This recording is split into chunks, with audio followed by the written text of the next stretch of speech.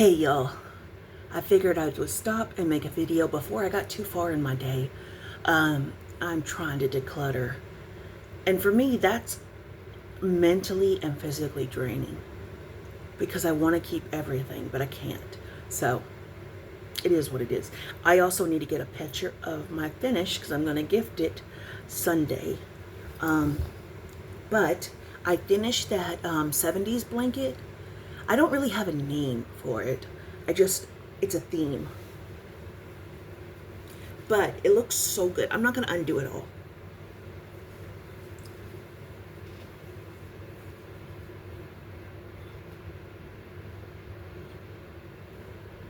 So this was fun. It really was. And it smells amazing because it was scratchy because it literally was yarn from the 70s or even earlier. I put it through a softening cycle. And all that is I take blanket to the laundromat because if you put a blanket in a washing machine that has an agitator, it's going to mess that blanket up. It's going to mess it up.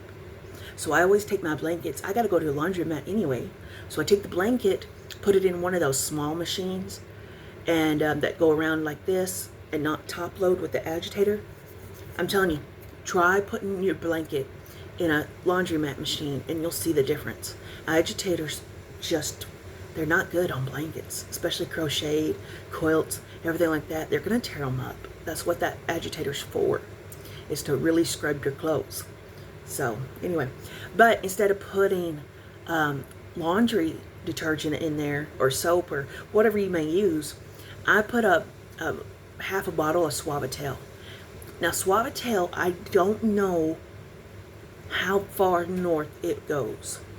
I know here in Texas we get it very easily because it is a Mexican brand and it is good. Like that blanket has made our house smell amazing. The smell will last forever. And I use like half a bottle. And it's not like a huge bottle, but you know, that is how I've always softened my blankets. Not only do they smell good, they feel soft. I can make Red Heart feel like baby yarn. I'm serious with the right. But anyway, I put it in the laundromat washer on with the Suavitel quick wash and we'll wash it. Now the thing I love about laundromat washers is it spin dries it so it's almost dry. And where I do laundry, you pay for the washers, but you can use the dryers for free. So I put it in a small dryer on delicate for maybe 5 minutes, 10 minutes at the most. And then I get it out and then I take it home and air dry the rest. You don't want to put those in a dryer too long. They should come out almost dry anyway. And then just drying it just a tiny bit will add that extra softness. Otherwise it's going to melt and you don't want that. All your hard work down the crapper. So, you know, figured if I got to be at the laundromat, I might as well take it with me, right? Right. Okay, so that's the only finish I have this week. Now, I am working on Cocoa and Cookies or Cookies and Cocoa from Primrose Cottage. I do have the center motif done. I have a cookie done. This supposedly is only going to be almost 4x4, I believe. I didn't ever think I was going to need my small Q-snap, but yeah, this puppy works beautifully with this. And some people are like, why don't you just hand stitch it? I can't get even stitches when I hand stitch it. It's all willy-nilly. And this helps me see where I'm going. You know what I'm saying? You can see my fold lines. It helps me to see where I'm going. Because if I have it scrunched up in my hand or rolled up in my hand, I'm not quite sure. Because I'm a counter. I have to count. So, and then I don't really show y'all the back of the work, but I'm not ashamed of my backs. They're messy, but I don't care. Nobody's going to see them. And I carry yarn. I only carry yarn about 3, maybe 4 stitches. If it's going to be a dark thread, a very dark thread, then I wait till the end of that motif and then do that color. Just so that it doesn't come through, if that makes sense. So anyway, I'm hoping Primrose does all the holidays. Thanks to... And I'm sorry, I had a brain fart. I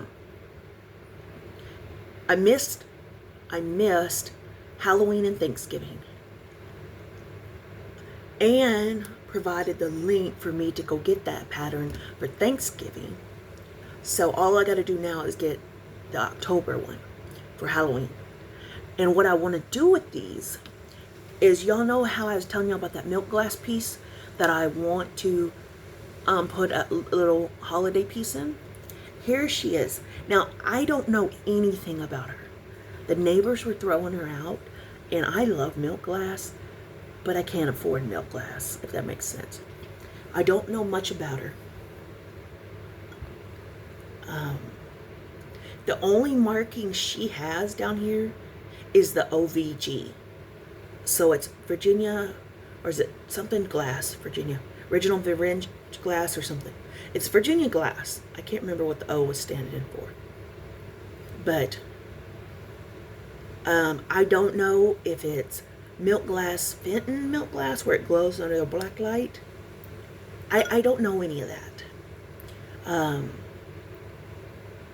But I don't care. Really, I don't care. She's beautiful, and I think she would make great. I'm going to try to do pillow finishes. And what I would like to do for these finishes is sew it around to where you put the stuffing in. But I'm going to try to find like holiday themed, what's that stuff called? Y'all, words. Where it looks like ribbon around it, but it's pom-poms, kind of, or something. Rickrack, is it called rickrack, or is it the squiggly stuff? I don't know, but I'm gonna sew that on the, I'm gonna, do an envelope style sew, and so it'll be inside, it'll be tucked inside, and I can sew it, and then when I flip it out, it'll be out and be cute. I think that's what I'm gonna go for, like a pillow finish in this bowl. I think that would be really cool. I did wash it a little bit because it was kind of dirty, and I may need to wash it some more, but I'm just thankful to have this because I love this. I love these pieces. They're just gorgeous. And I know my relatives have had them, especially my Mimi, but I never got to get any of those, so yeah. Anyway, I hope y'all had a great week, and I hope you have a great weekend. I think we're going to have a weekend off this week. We do have church-wide, we have church Saturday to do cleanup, yard work, clean, everything. So that's the only thing really on the schedule for Saturday, and then church on Sunday. So, it'll be good. It'll be good. It's always a great time with the church family. We may be on the smaller side, but y'all, we just love God, and we're on fire for God. And if you don't know Jesus Christ is your Lord and Savior, you're missing out. You are missing out. I'm just going to say this. If He can use my hot dumpster fire self and turn me around and make me the person I am today, then He can use you. I'm telling you. And I have proof. I've been on YouTube for 13 years. I got the notice not too long ago that I'm celebrating my 13th year. You can look. And everybody on this channel that's been with me since close to the beginning can tell you. I have made some of the stupidest choices in my life. I have done some of the dumbest stuff. It's been horrendous. But y'all, I'm telling you, when I met God in April of 2022, my life has changed. I went from feeling worthless, a sack of poop, and a waste of space, to now I have a purpose in life. I enjoy life. I love to wake up. You know what I'm saying? And I know a lot of people aren't going to agree with this. And I'm going to lose people because I do talk about God. But y'all, we are in a major crisis right now. That if y'all don't know Jesus Christ, you're going to get left. And that's going to break my heart. Because some of y'all I have really gotten close to. And I genuinely pray that you will get yourselves right with God. Like I said, I'm a prime example of this.